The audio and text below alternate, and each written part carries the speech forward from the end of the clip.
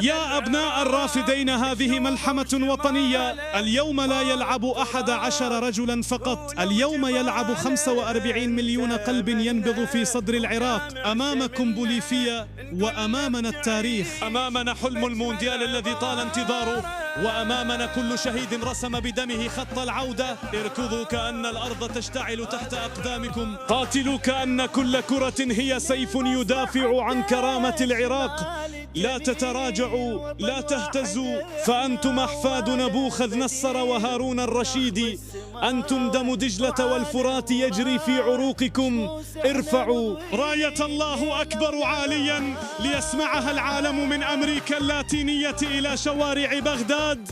اجعلوا من كل تمريرة رسالة ومن كل هدف صرخة. العراق حي، العراق قادم، العراق لا ينكسر. هذه لحظة الفخر، لحظة العز، لحظة أن يقول العالم: ها هو العراق عاد. موعدنا المونديال والوعد عراقي، بالروح بالدم نفديك يا عراق.